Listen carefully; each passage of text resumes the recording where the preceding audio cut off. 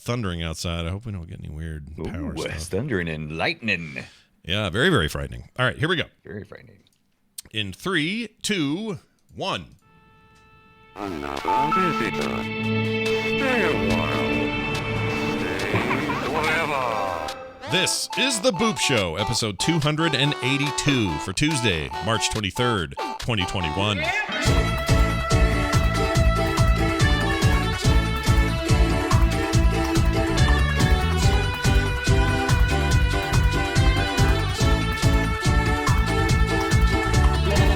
Everybody, welcome back to the Boop Show. My name is Scott Johnson. That's Brian Dunaway over there, rocking out. Oh, hi, Scott. Dancing like it's like there's no tomorrow. Dancing like he's in Footloose and he's screwing the old man by dancing. Yeah. Oh yeah. Screw the old man. Yep. I'm dancing like it's Tuesday. You know what's weird? I think John Lithgow was only in his 30s in that thing, but we always think of him as like ancient, right? He was old. He still is old. Well, yeah, but let's look at it. John Lithgow. I'm just going to look this up. So if he is born in 45, and we're talking 84. 45 what? 1945. 1945? Yeah, 1945. He was in Footloose in 84. So help me with the math. 84 minus 45. What is that? Wait, is that how it works? No, you're doing okay. So so you're wanting to know he was born in when? 45? 1945. How old was he in 1984? 45. That's easy enough, right there. Because I want to say he would have been 39. That's crazy. And then if you go to plus, let's see, 121, so that makes him 160 now. That's not right. He's 160 years old now. Finally, he's reached that ripe old age of 160. We knew he'd get there eventually. Harry and the Hendersons Part 2. It would be 76. It should be 76 now. I had to do some math. Oh, there you go. He still looks great. He still looks fantastic. Let's do a show here now. We got plenty to talk about. Before we get going too far, though, I did want to mention this. So I've had like this cyber itch I haven't been really able to scratch since Cyberpunk left me a little dry. Personal experience. Don't want to lay it on everybody's back and say, oh, Cyberpunk was bad for everyone. I'm sure someone had a great time, but for me, it was the great disappointment of the year. And it was incompetent. Well, a little incompetent, yeah. See film tech. We need one of those things like in comics where they put like a asterisk next to it. See episode like something. Those are visual hyperlinks before we had the internet. A little asterisk there for you. So anyways, what was I saying? So I've just been Cyberpunk. kind of looking at stuff, trying to go, well, what's going to give me this? And you know what gave it to me? Today's review. So I'm not even going to tell you what it is yet because it's just a little weird today. It's a throwback review. But I did did finish, because I had the need to play some, sci-fi RPG business. I finished The Outer Worlds finally. The Obsidian one. Yeah. Yes. I'm so jealous of you because they had new content, right? And they also upped the frame rate on the Xbox Series. They did. And that's where I finished it. Yeah. In fact, I was holding off on finishing it because I wanted a proper 60 frame plus frame rate to finish it. And I didn't. And by the way, this is the one weird glitch in this particular Game Pass game. Microsoft owns Obsidian now. That was a launch on Game Pass for PC and console at the time, PS4, not Series S and X. But the cross save doesn't exist for it. It exists between two different PCs or two different Xboxes. Or in the case of PlayStation, because they also got it, they would have also had cross saves, but no cross save from console to PC.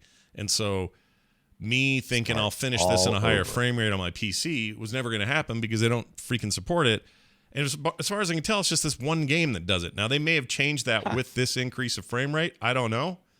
But it's basically much better to play than the 30 it was locked into before. 30 was bad. Yeah, the 30 was not an enjoyable experience. I had it on the original Xbox One.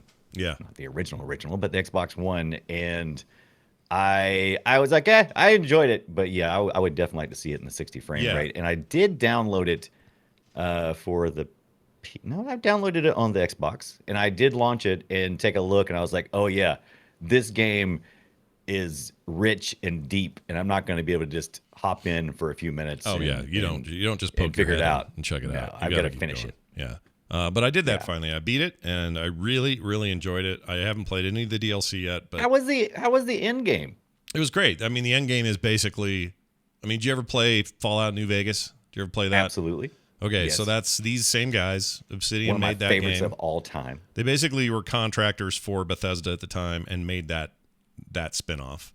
And I still think it's the greatest of all the New Vegas all the is Fallouts. just a favorite. It's, Yeah, it's so good. So good. Yeah, it's hard not to go Story back was to that great. I think occasionally. the systems were better refined. Like it was just a great game. It had its problems and its jank. They were still using that Bethesda engine and all that, but overall, it's my favorite. I like this game, Outer Worlds, because it is them doing that again. They're going back to that same kind of storytelling, mechanically, first-person view, the way you do quests and work with NPCs. Like it's all very similar to the way New Vegas was structured. And I will say the ending is like that too. You get to a certain part, and it says, hey, any new saves you make after this point are only going to be from this point forward. None of these saves are going to be from prior to that. So if you have prior to that saves, you can load them, but none of this stuff will have happened. So if you wanted to go clear up a bunch of quests or do any stuff you wanted to do before you come in here, do it, because the whole thing gets solved here. The story ends here. And sure enough, it does. So I'm fine with that. I was all cleared out, had everything caught up, and I went in there, made sure I was stocked up and ready to rock. Felt pretty good about my specs, my companions I had with me. Up and ready to rock. That would fit on a shirt. It would. I'm getting that. I'd wear that. Yeah. I'd wear that. I'd wear that. But anyway, I beat it, and I really liked it, and I can't recommend it enough. So if you haven't played that game, we normally don't focus on the quote unquote AAA releases, and I wouldn't even call it a AAA, but it's more like a. I think even though Outer Worlds is it's definitely from a AAA company. Mm-hmm. I don't know if it feels AAA as much as you would think. I look, I have a lot of friends, and there's some gamers who only play in certain genres, and they probably would never play this, even though they play a lot of other AAA games that I do play. Oh yeah, yeah. But I guess if you're an RPG fan, then you played this, or you should if you haven't. Yeah. It's very cool, and I loved it, and I will probably play that DLC. But here's the point of all this discussion, because I'm not really reviewing that game here. It pushed me down this road of like, I need more first-person stealthy freaking cyber shit because Cyberpunk sucked. Can I get more somewhere else? And then I remembered, oh yeah, a lot of us didn't play enough of it. I know I didn't. I got barely into it and then just sort of sidelined it and forgot about it. Not because it wasn't good, but because I just had other stuff going on. But in 2016, Deus Ex Mankind Divided came out, the sequel to the, what was the first one? Human Revolution. There must have been something going on at that time, because I also picked up this game and remember playing it very briefly and then moving on to something else. There must have been something really big on the horizon. Well, 2016, I mean, that year or that holiday was stuff like right around the corner, the Switch launched. We had Horizon Zero Dawn on PlayStation.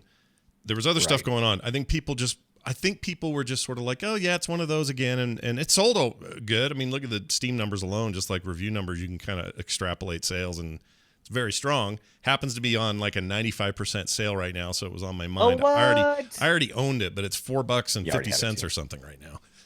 It'll go back up to 30 tomorrow, but it's like one of their midweek madness things. Anyway, so I got back into that. That is my review today, and I'll get to it, so I'm not going to do it here. But I'm actually going to review a game that's that old, but deserves me coming to the fight and fighting for it, because whole boy howdy am I having fun in that game, and is it scratching all those Cyberpunk itches that Cyberpunk failed to scratch. So we'll talk about that.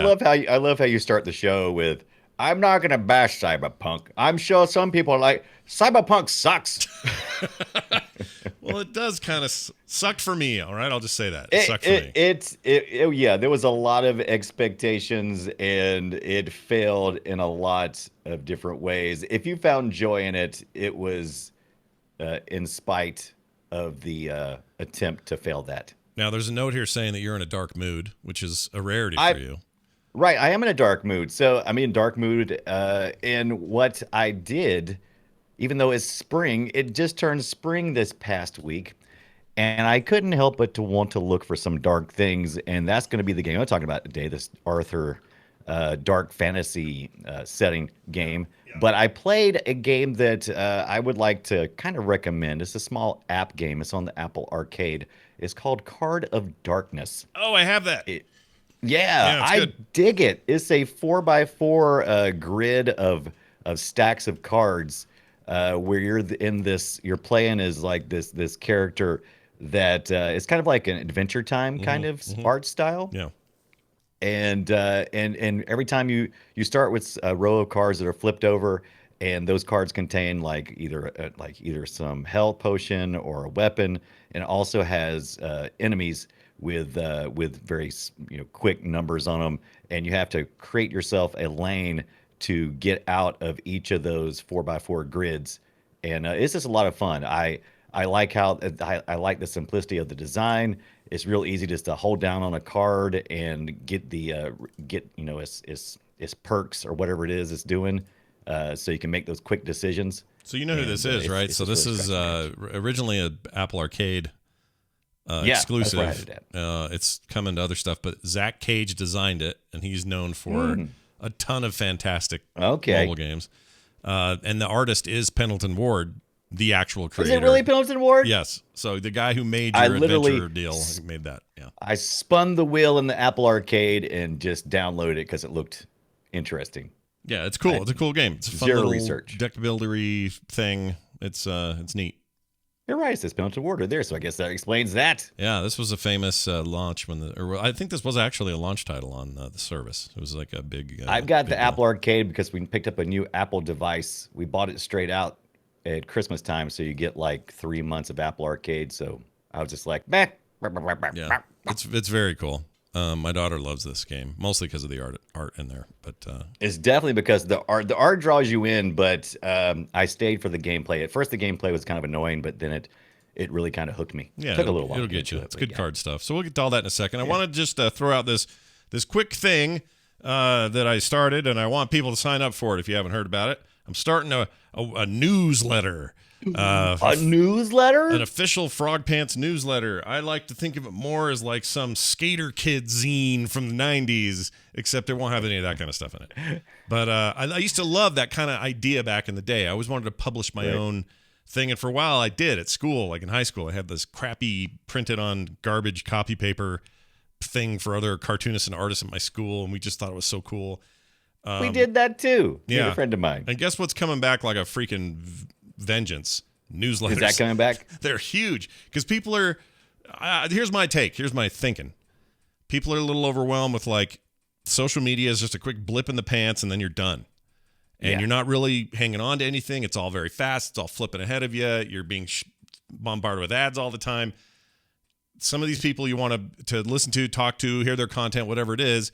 You want to slow down. You want to kind of just get it when it's ready. You want to see it curated. Like, I think we're having a little bit of a shift back to the way we used to do things a bit. And so an idea that everyone thought was dead, quote unquote, a newsletter, is now having a kind of a resurgence. I decided to hop on board and give it a shot. It's totally free. It doesn't cost you a thing to go sub up for it. Go over to frogpants.club. Frogpants.club. I bought that domain just so I could forward it. Oh, you got the full club domain. I had a club domain. I had an Involve club domain. I let it expire though. Yeah, probably did. That's too bad. Yeah, I like getting these weird domains, so I have a few weird Frog Pants ones, and the one I want people to use for this is frogpants.club.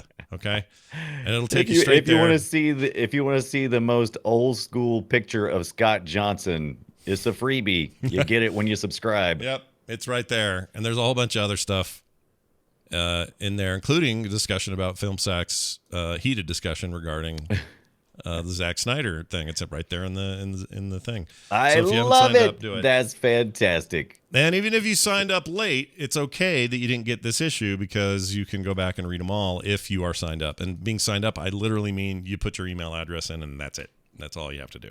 And then it comes to you in the email. It also is just there on the site if you'd rather get it that way at frogpants.club. So it's entirely on you how you want to use it, but I'm very excited about it. I'm going to do all kinds of cool stuff in the future, things to do with gaming as well, so Boop will be involved in some way. It's going to be great.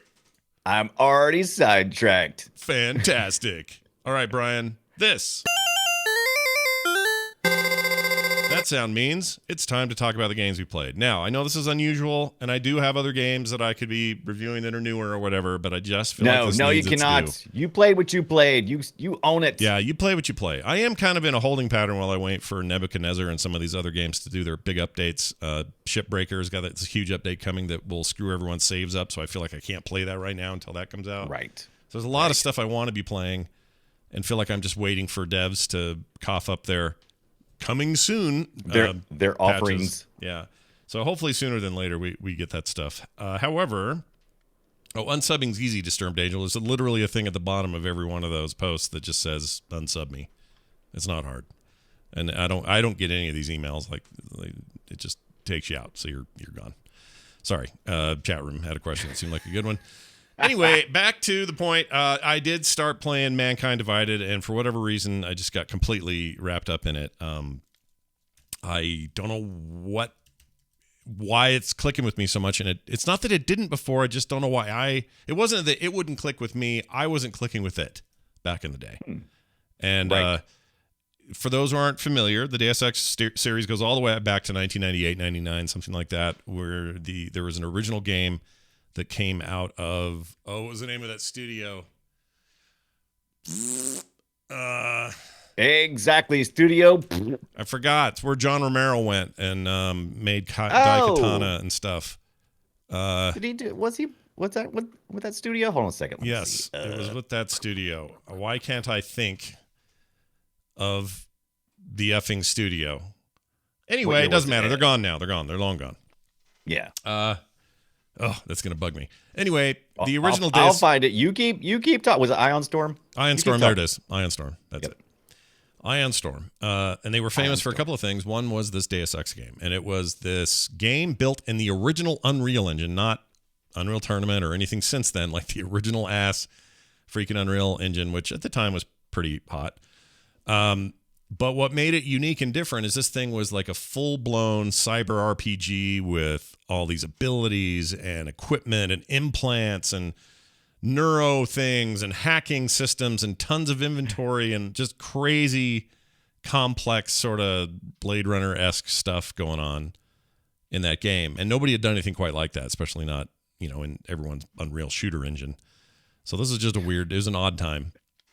And I loved that game, man. Oh my gosh, I loved it. I was so into it. Played the hell out of it. Looking back now, it's really ugly and super overly complicated and would not work well today. But at the time, it was something else. But that's games, right? 98. That's right. Yeah. Let's jump to 2011. They made a new one. This same team. This is Eidos Montreal. They're owned by Square Enix, and this is published by Square Enix. The 2011 one introduces this character, Adam Jensen. He's a agent working for a clandestine group of people who are trying to make the world a better place in this shit future that we find ourselves in. Everybody's got implants. They call them clankers.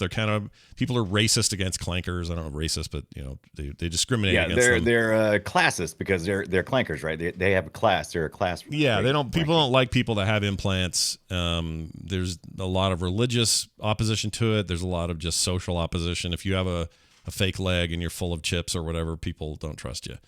Yeah, you're highly suspect. I mean, you could be. Obviously, you're being tracked by the government if you got like a fake leg, right? Right. I mean, right. No problem. They just find you wherever you're at. Right. Anyway, you're full of this stuff. Like in that first game, especially, by the end, you're just a big walking robot man. But he's awesome. I love him. He's one of my favorite characters in modern games. Partly because he's just, in some ways, he's very dude bro. In some ways, I don't know. He's more new and nuanced than a dude bro. It's hard for me to explain. I think Adam Jensen's just one of the cool characters ever. Anyway, the game is a lot more action-oriented if you want it to be. Stealth is still, I think, the way to play it because that's what I enjoy the most. But you can kind of build your way you want to. You want to come in guns blazing all the time? Great. You want to enter every situation as a possible chance to take people one by one out and use cool tools to do it and crawl through the walls and find strange ducks and stuff like that to get the job done. You can do it. Lots of dialogue tree stuff and that sort of thing. The 2011 game is a lot like the 2016 game, But the 2016 game just takes stuff further and gives you some abilities you couldn't have in that original game, and just takes the story in places that I think nobody quite expects.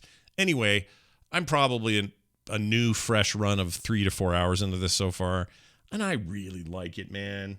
It's just a cool game. And if you just need that, I don't know, that dystopic future where I got a chip in me and the government sucks and everything's run by corporations and all that cyberpunk stuff. I mean, this is, yeah, but it still sounds very today topical. I mean, it doesn't sound like either they predicted a few things that were going to happen, or it's very timely. I don't even think they did that. I think they just did a better job than Cyberpunk did at that kind of universe. I mean, Cyberpunk, the licensed property that CD Projekt Red used to make Cyberpunk.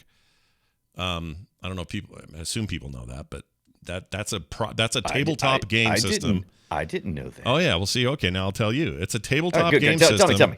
It was a tabletop game system, been around forever, since what? Early 90s or late 80s? Mid 80s, that's it. And it's kind of like The Witcher is based on books. This is what CD Projekt Red does. They take stuff from other things. So this property, this tabletop game system, has decades of lore and storytelling and ideas and concepts and you know, that sort of stuff. Yeah, mid 80s, that's right.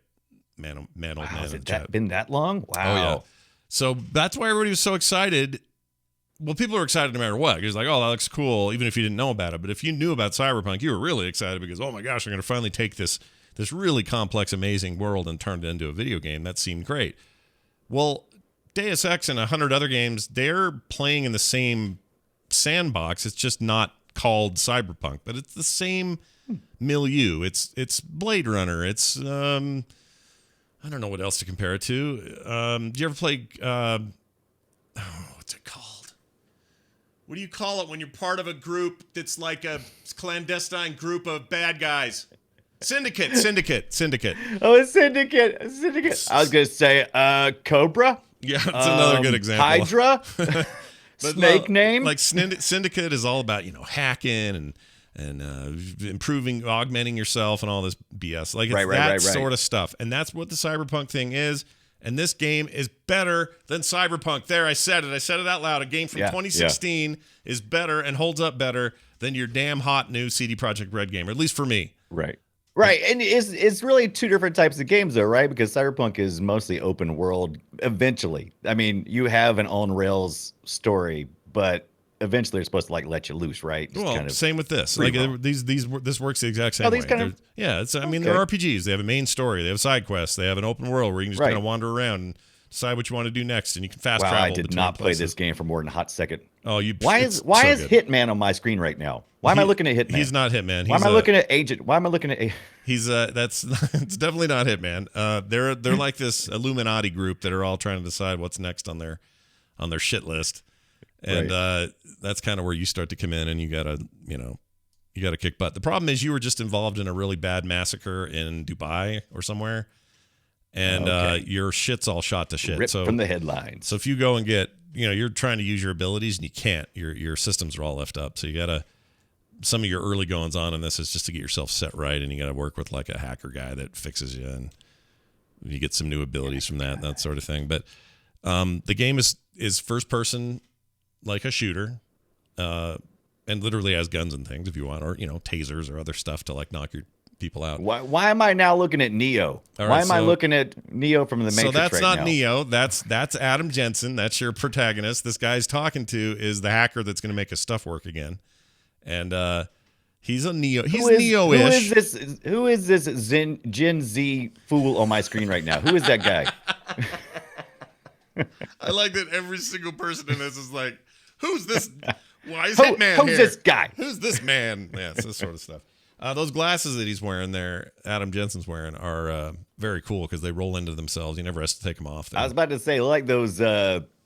looks like those tannin bed glasses you like insert into your eye practically. They don't have like rims or anything. These, yeah. And then but I guess they just retract. Huh? Chat room says something about the animation. Yeah, the character animations aren't the greatest, but who is? Like, I don't know who's doing the best work these days. It ain't these guys. This stuff right here, kind of I don't know, bad. man. The Witcher is even Witcher 3, even as it's starting to age, still has some of the best emoting. Really? Because I would say this stuff here characters. that The Witcher does is really bad. The Witcher, I love Really? The Witcher. The Witcher's great. Right. Don't get me wrong, love it. But are we talking hair tech? Because that's totally different. not than, even hair tech. I mean, animation. just like expressions and faces. What I'm telling you, Right. Brian, is that nobody does this well. It's all bad. Yeah, it's not great. Lots yet. of uncanny valley. Lots of we forget bad forget looks. how many processes it takes to make a game run like realistically, to render something real time realistically on our standard gaming PCs. We forget. Yeah. Chat room says we do forget. Chat. Let's see. This is Silencis was here or whatever.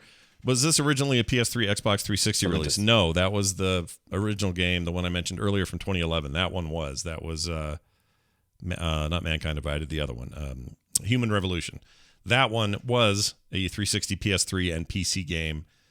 And Mankind Divided was just 4 years ago. 5 years ago now. 2016. When was that? Whatever, yeah, 5 years ago, 4 or 5 years ago. Where are we at right now?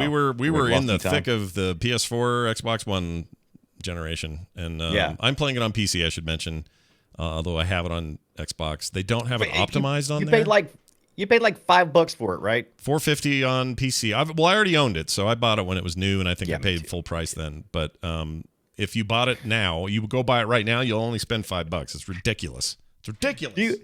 Do you have a shame? I have a shame that I want to mention. This always every time this comes up, every time I talk about an older game that I didn't go back and play. Give me a shame. I always have this deep shame that I had to go out and buy Dead Space 3 opening. You know, as soon as it came out, I had to get the physical copy. I had to have it.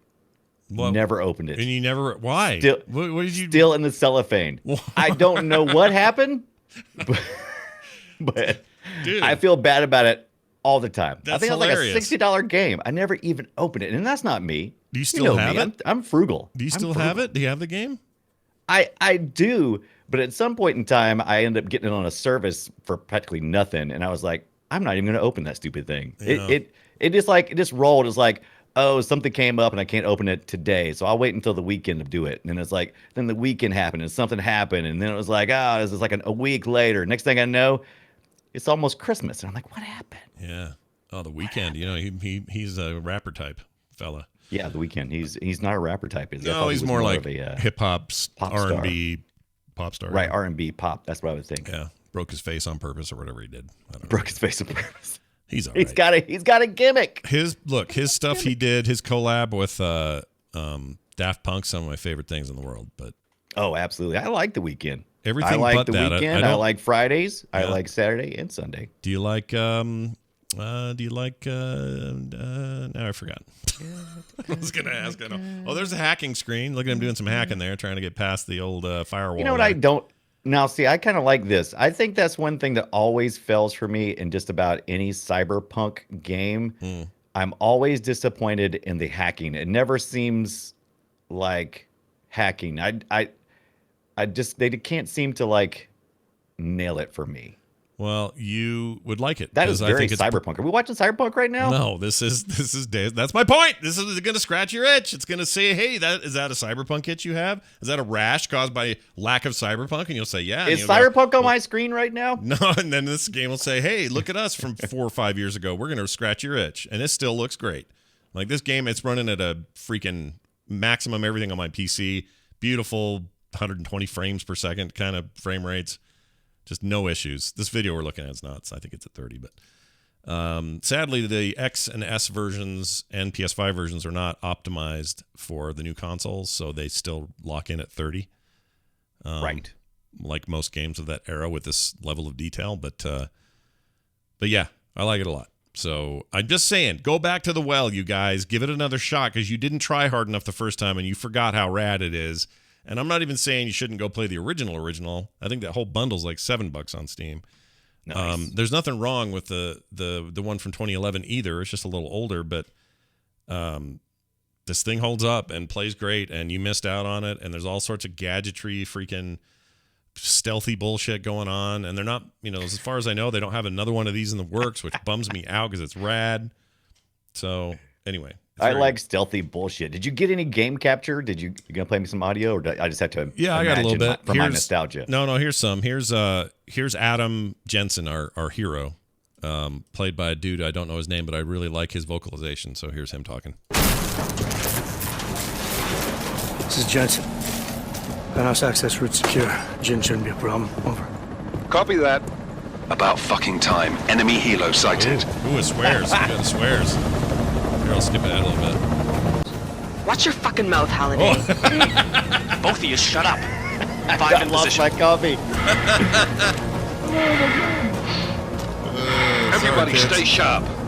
Sing's got eyes on Shepard. So it's just a lot of, military intrigue and government stuff. Why? I'm maybe not around military people enough, but do they just drop the F-bomb? Because like every freaking game that deals with military always seems like they have to just go there. Well, I'm glad you asked. According to my brother-in-law, who is a Marine, he says It is a swear bag monster every day. Well, I mean, I get it. It's a high pressure situation, so I can certainly understand who gives a crap if you use some profanity. I've just never really thought, is this really accurate? Well, and Sidian, by the way, good to see you, Sidian. I haven't seen you in a long time. Says cursing like a sailor is a phrase for a reason. He's right. Like that is a common ass thing. Yeah. Everybody who I've ever known in the military, even people that are like super reserved otherwise, right? If you piss them off or they break something in their garage or whatever, you've never heard F-bombs fly like that before. Oh, yeah. And like I said, I mean, if I had seen the shit that they've seen, see, the worst I had get is shit, because most of my days are made up of, I hit my leg. It's not just a lot of shit. Severe. Sure.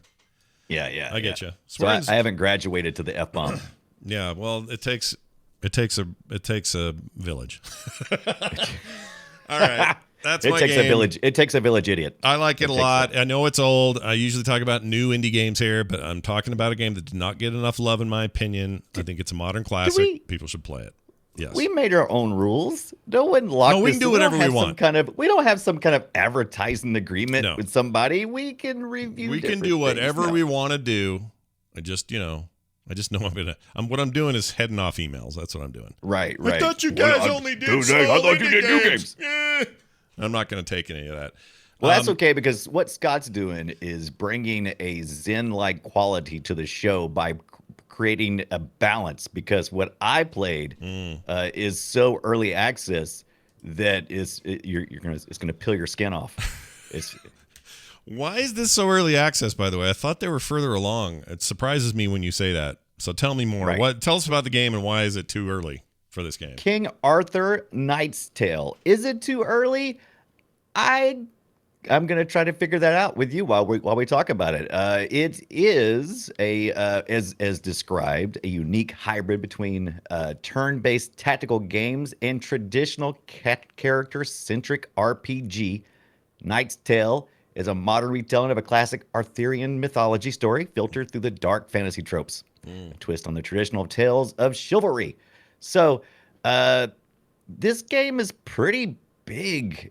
As far as this is maybe one of the bigger indie games we've reviewed, at least that I've reviewed, because it looks, I mean, it really looks like a AAA game, and the depth and scope of what they're doing is pretty intense. For those wondering, polished. This game is basically like XCOM meets fantasy Arthurian lore. Correct. Right? So the overworld part, the part where you're exploring, you're in Avalon, Arthurian lore, myth, and you're in Avalon, and you have come back. The lady of the lake, the lady of the water, the lady with the sword. You met her. The watery tart, as the watery tart, Python as you would say. Yeah. She has brought you, Mordred, back. So Mordred in this lore is part of the legend. He's the one who kills King Arthur, or his rival. Yeah. So in this game, he actually kills. They share kill on the battlefield. King Arthur and Sir Mordred share kill because they both stab each other at the same time, and they say, "Take that," and they both fall dead on the battlefield. the Lady of the Water brings back the body of King Arthur to Avalon, where things go awry. And King Arthur is, he's basically visited Pet Cemetery. He's come back. He's not the King Arthur we know. So she gets the bright idea to bring back Sir Mordred, who you get to play as a knight, a dark knight. And it's your quest. Whoa, I get to be now you get to be Batman in this game? Is that what you're saying? You basically get to be Arthurian Batman. Okay. So you get to be Batman, essentially. You come in here.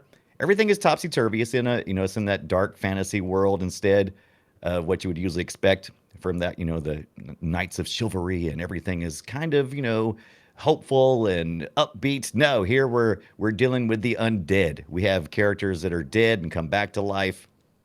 Yeah. And there's magic and supernatural things. stuff and all that stuff going on. Yeah. Magic, supernatural stuff. Basically, most of the gameplay is XCOM-like. You have tactical. You got your action points that you have to navigate in your battles.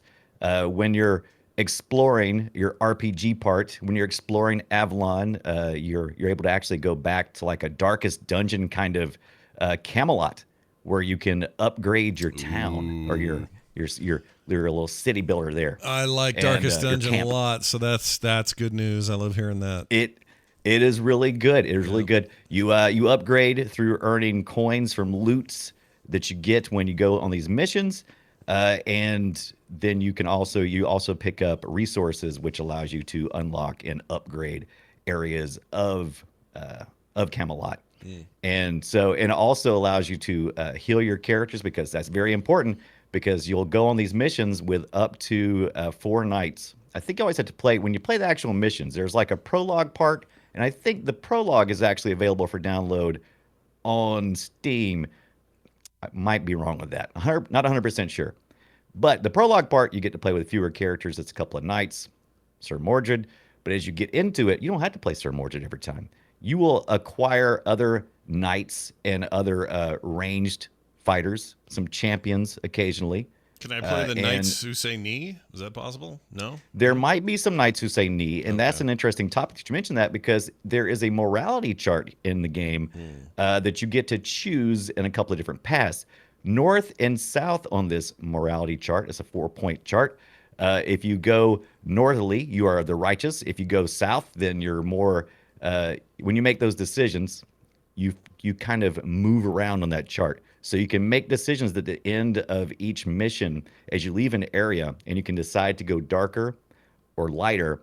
And then east to west is either new religion, which was Christianity based in this time period, or the old religion, the more pagan religion. And so you can kind of guide your character for these choices on this morality chart. And that affects the knights and how they respond to you, because they can betray you, the knights that you're going with.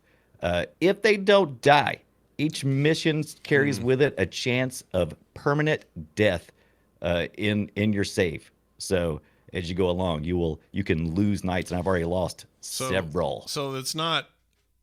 Wow, that sounds a lot like not necessarily full Iron Man XCOM, but something close to that. It's very close. It's very close to Iron Man mode. You can save as long as you go, or you can play a true rogue and you just constantly are losing crap. I couldn't do that. Yeah, I can't do that either. I can't do that. Yeah, I can't even do like hardcore characters in Diablo. I can't do it. Right. So when you're in your battles, and how does a knight die? Well, each of your knights has a armor level. So your bowmen usually don't have very little armor, if any armor at all.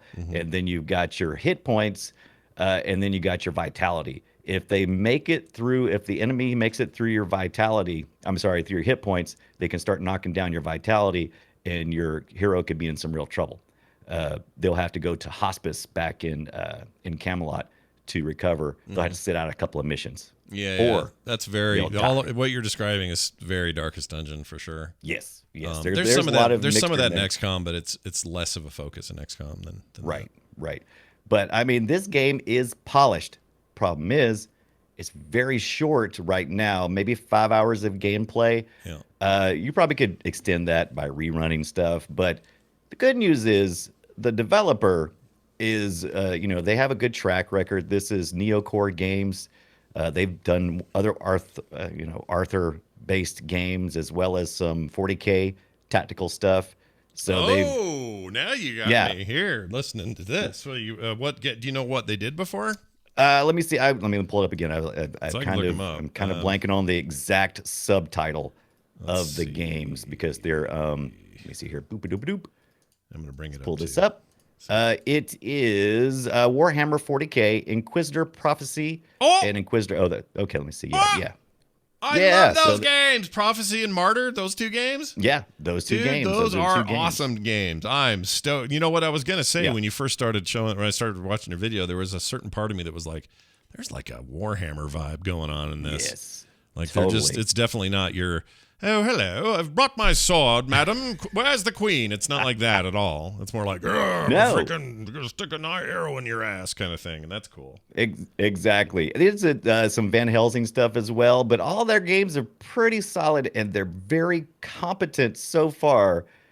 Developers, they kickstarted this game, and this is where it's going to kind of come into the price I'm going to talk about for just a second. This game came out Tuesday, January the 20th in early access. I think it came out after that. I don't think it was. It might have been that. No, I think it was that. They did those Van Helsing games as well. They did. Oh yeah, dude, these guys. I like these guys. I'm in. Yeah, they are really good. I really like their work. And Neocore Games is the name of the developer. Game came out January 26, 2021 this year.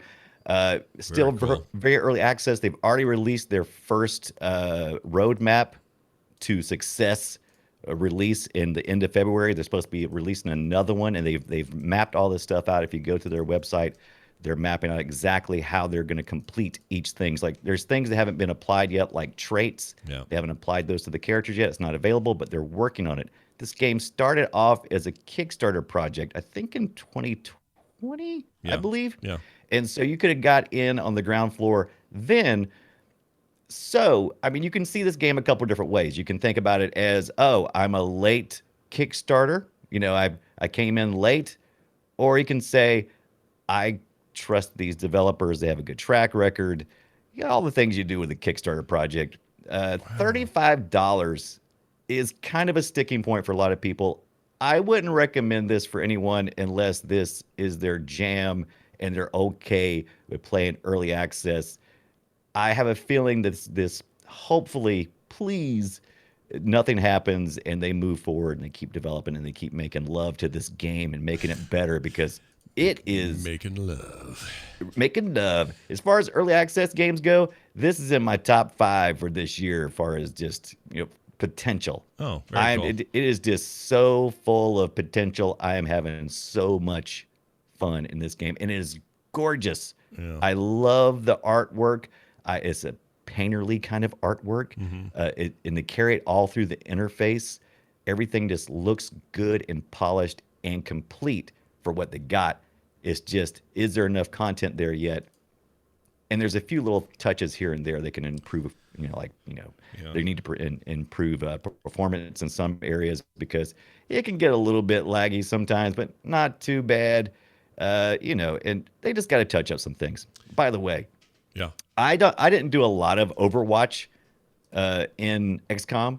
Oh, the move of Overwatch, yeah, or the move Overwatch. That strategy of Overwatch. I didn't do a lot of that in XCOM, but in this game I do it a lot. They've got cover that you can take. Yeah, I haven't really looked at statistics. I've seen some people say, oh, the cover doesn't really help as much as it should.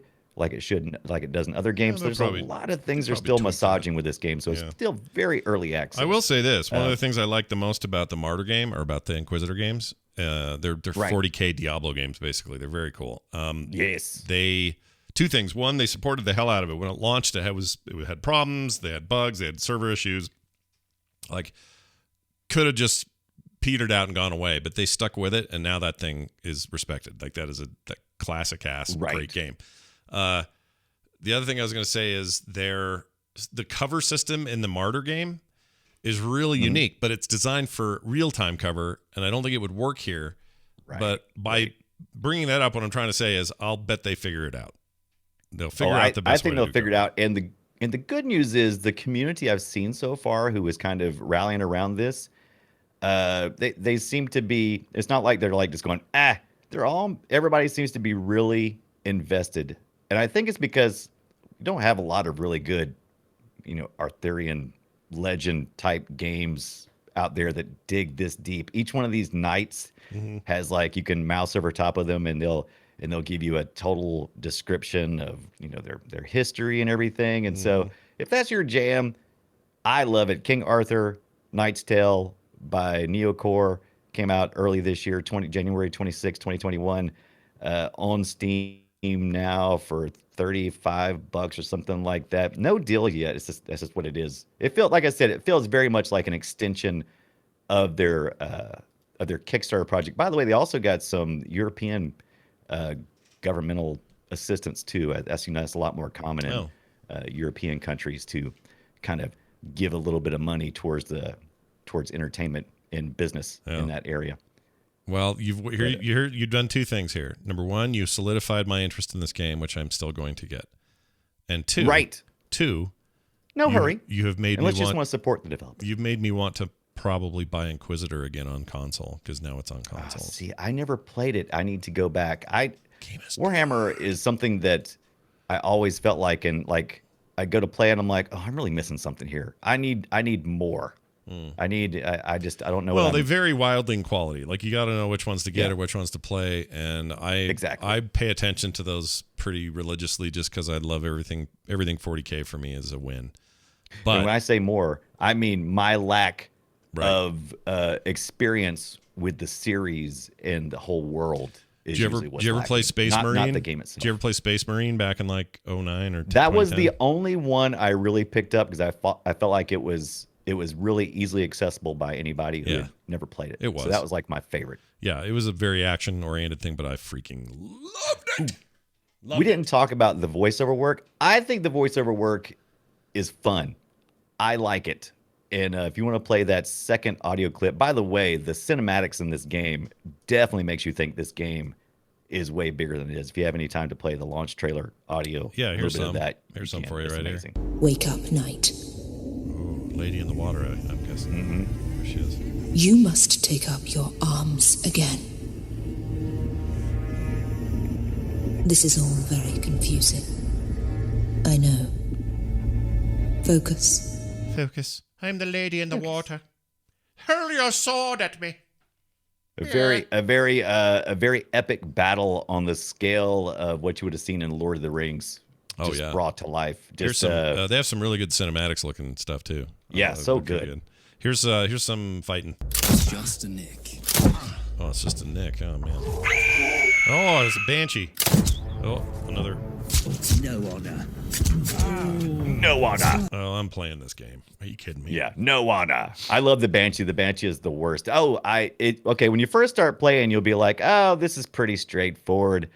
You're just fighting some guys and stuff, and it's pretty straightforward. But then as you get a little further, you start hitting the more undead areas, and you start having characters that you kill, but they're going to resurrect within like 3 turns or however many turns. It'll show you how many turns you have. Oh, I see. For them, and then also you'll be on a you're on your little gridded board, and you're like, oh, I'm gonna action point on over there. I'm just gonna walk over there and hit this guy.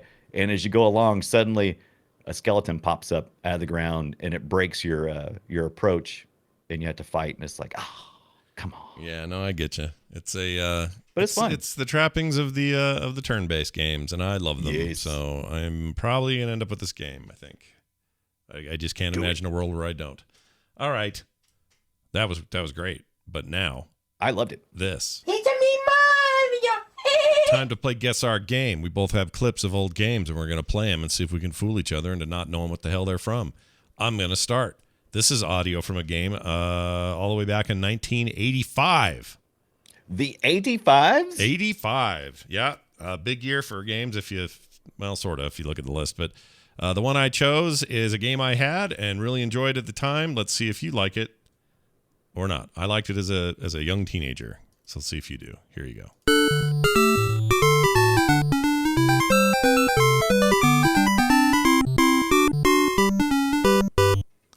Oh, here's the actual gameplay.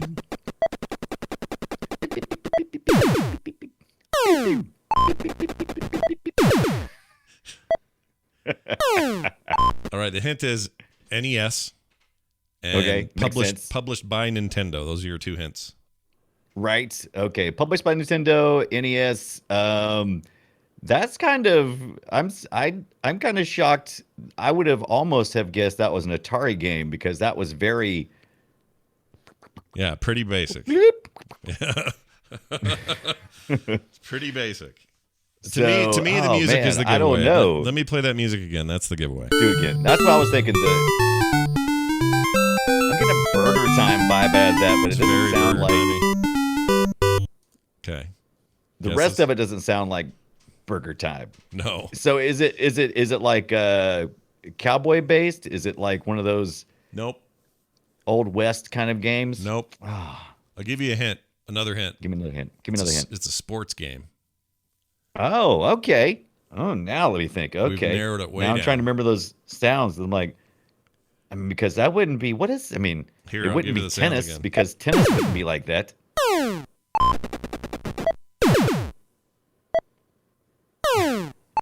What sport game is that? Is that baseball? You know what? It is baseball. I'll give it to you. Is it baseball? Yeah. NES baseball. Get outta here. 1985's NES God, baseball. I miss a good baseball game. And Yeah, when I me mean too. good, I mean bad. Yeah. Well, I like a good arcade baseball game. Although I do like those show games that Sony makes, which I guess are now coming to Xbox, which is crazy. Now, is that just NES baseball, or just like the first, nothing NES added baseball? to it? Well, this like Wow. they had a hockey game I really liked too. Called it. I think it was just literally called Nintendo Hockey or just Hockey. You just can't. Can you do that anymore? I mean, we've had such a long run of video games. Can you just go? Oh no, this is iPhone football. No, Or, because what they do now, even if they can't have the license, they'll still make up a bunch of fake teams and have franchises Right. and all the stats and everything. Like, there's no way you get around more now. But back then, that hockey game was: do you want to be a little tiny skinny guy? Do you want to be a medium guy, or do you want to be a big fat guy? That's how you chose your team. And the fat guys could really slam through people, but he was slow. The little tiny guy was really fast, but you could knock his puck away real easy. And the middle guy was like just right, like the average. Anyway, it's good stuff. I love now that I game. want to go back and play those games. Played the hell out of that back in the day. Go you can emulate it or whatever. It's fun. I remember there was a time when it was like, what generation was it, or was it a PC? It's like backyard baseball, backyard everything for a while. I'm trying to remember. Right. What generation that was? Well, there was all the street baseball, street football, street soccer stuff. Street basketball, but I don't know. Let's see. Oh, backyard baseball. Here it is. Yeah. So this was there was a game called I'm remembering this. Humongous Entertainment made it. Yes. It was an Atari published it. It was made for the the DS. PS2, Wii, Windows, iOS, Xbox 360, Game Boy Advance, Nintendo GameCube, and Mac. Everything. 97 is when the first version came out. Yeah, it's very much in the vein of what I played. Right. It's a lot like we that. had a PlayStation 2, if I remember correctly. Backyard baseball, baby. Backyard sports. It's pretty good. Okay. Excellent work. We both won. I think we both won. Oh, I haven't played yours yet. We both won that. We all yours won. Yet. I haven't played yours yet. Let's play yours now. Are you ready? Any hints, by the way, before I do it? Absolutely. 2004 is where I will start my hinting. Okay, here we go. Oh, thank goodness. Listen, lad, could you do me a favour? I've got to, answer a call of nature. Oh, stay here and watch this stock for me. There's a good lad. Just stand between those two stacks. I know this. I know. Composer of the music was Danny Elfman, if that tells you anything. Fable? There you go. Nailed it. Fable? It is Fable. I remember this early quest. Yeah, My that's the reason why I cousin picked says it. that the I'm barrels like, everybody in his remembers this one. warehouses might have stuff in them. They're so dumb back then. They were just like, like they were the most cockney effing. Yeah, it was stupid. You had to. They're making a new Fable, I think. I think there are two, or they were. Did it already? Hold on. New Fable. I remember there was something. Let me look it up because I think Microsoft had mentioned it. Fable 4. Everything we know so far. Is it just Fable 4? Yeah, there is. Still, they're working on a Fable 4 for Xbox. 14 Series days X ago. and Everything PC. we know so far. So has fairies, frogs, and brand new developer. Okay. Yeah. We do know it'll be coming to the Xbox Series X. Oh, right, because when they did their showcase, they had a whole trailer with a little fairy in it. That's right. I remember that now. Okay, well, that's happening. Dude, Fable was a cool thing, and then they pooped on it. And then they pooped. Well, 3 was no good. 1 was great. No, 2 was really great. good. 3 was a bummer. And then they kind of Did you play Legends? No. Fable Legends? No. Yeah. Did you? Yeah, me either. No. Was that the Wii thing where you had the... Oh, because you couldn't because it was canceled. I was wondering why. I was like, I remember it this got one. canceled? Yeah, but it was originally going to be like this on-rails like motion game, right? Like a Kinect game or something? Or what was the deal? Probably. Microsoft Studios, Xbox One. It's been a while. Sounds right. It's been a while since I said I've seen Legends. All right, we're gonna move on now to because that was fun and we both won. But now it's time to read your emails. We got an email from a listener named. Oh, I should mention before we do this. I don't know what I'm reviewing next week, although I have an idea. But Brian's going to take a look at this game we both got called Mech Mechanics Simulator. You may want to check it out before. Well, you should play it and make sure, because I really hit a wall on it, and I don't know why. Why? Because it's. I'm going to give it. I'm going to give a quick review of it because I'm not going to play it either because it really feels unfinished. Mech Mechanics Simulator. I doubt I'm going to play it for next week, but it's kind of a deconstruction game. Yeah. You work in a mech garage basically, and mechs come in with damage on them. You have to clean them off first, and then you kind of you disassemble parts of it, and then you have to locate bad parts and replace the parts. It's really fun. The concept is awesome. Yeah. I just don't think. I think I went in there thinking, "Oh, this will be like Shipbreaker," except I'm taking apart mechs, and it's not quite. That's what I thought. It's different than that's what I thought too. There's it's also not. I mean, there's a lot of holding down the mouse button. Yeah. This would make a great mobile game because it's like it's such just a time waster. You can just you hold down a screw and it unscrews, and it'll tell you to swipe in a certain direction to pull it off, and you have to take certain pieces off to get down to elements below the surface to repair, and you have to acquire those things that you may have in the shop. So it truly is like a mechanics workshop on mechs. Yeah, but it sounds like a game I would love, but I don't know if mechanically it's doing it for me. So we'll see. Yeah, right. Let's do this email. This is from Kevin H. He wrote into boopshow@gmail.com. You're encouraged to do that, by the way, everybody. Send us your emails, boopshow@gmail.com. Kevin H. says, Dear Scott and Brian, do you guys have an indie game that is older now that you continually go back to time and time again? If so, what is it for you? Kevin didn't say what his was, which bums me out because I'd love to hear what he picked, but maybe he's looking for one. But for me, it's the game Broforce from 2015. Well, I actually played it in 2014 for either early access or beta or something, and then I think it finally came out in full in 2015, and it's been everywhere since. You can get on Switch and other stuff. But I love freaking Broforce. I never get tired of playing it. I can go forever and ever and ever. There's something about that game and the way it's constructed. Even though it's just this silly premise and all this other stuff, the gameplay is so good. So I always go back to Broforce. I just love it. What do you do? Good. What's your go-to?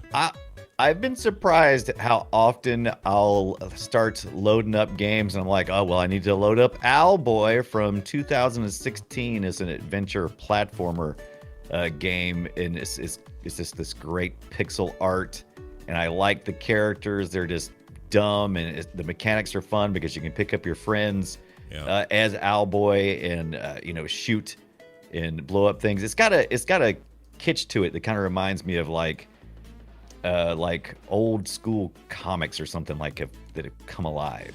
It's very like cool. Old comics. I think you're the one that turned me onto that game in the first place, and I think it's pretty rad. It's a good game. I like it. I like it a lot. But like I said, I always have it loaded up just in case, and I'll pop in and you can just play it just for a little bit. You don't have to dedicate your day to it or anything. It's just fun. Yeah, it's good stuff. There's still people, by the way, back to Broforce for a second. There's still people making maps and stuff in that thing. So, nice. I mean, you can only do that on PC, I think, but apparently Owlboy has had some more recent problems. I'm not sure what's going on, but the Steam reviews have went from very positive to mixed. So I don't know if it's got like a compatibility issue or something. Something happened, yeah. The devs won't answer me when I don't. They won't talk to me anymore. Something got a review bomb the other day. What was it? It was some really unlikely Target, but it had nothing to do with the game. It was something to do with Steam did something, and they were using this game as the sucker. I can't remember. I hate when people do that. Hate it. Review the product.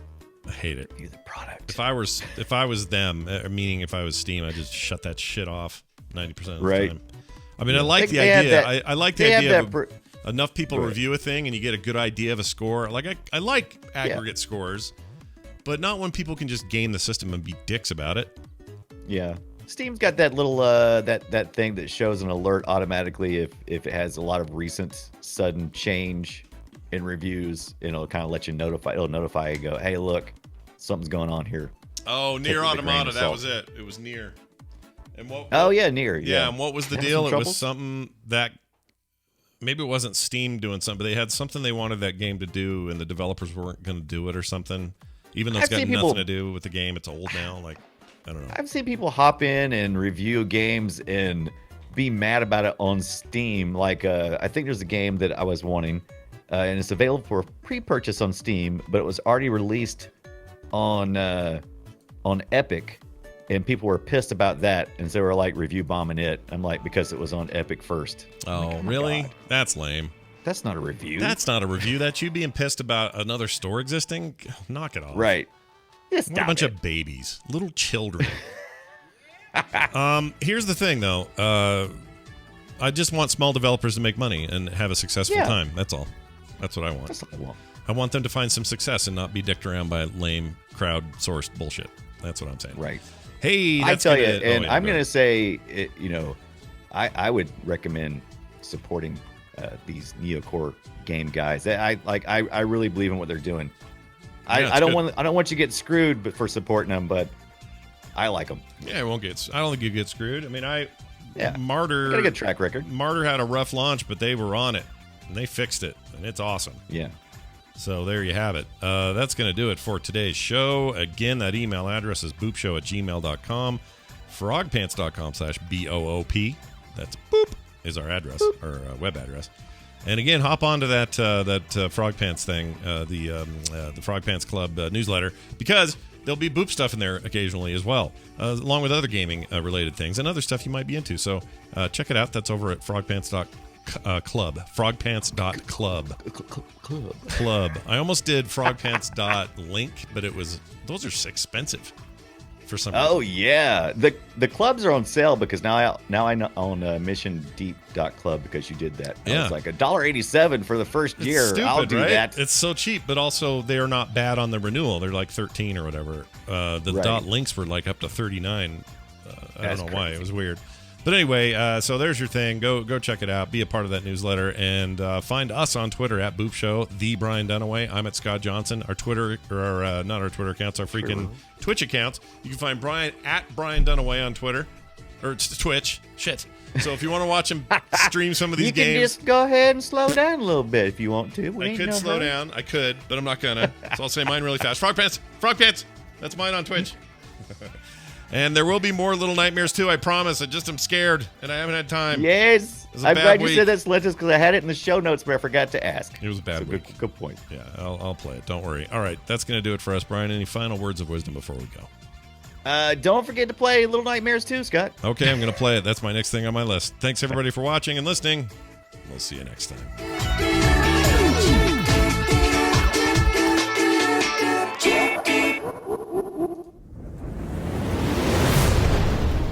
This show is part of the Frog Pants Network. Yes. Get more at frogpants.com.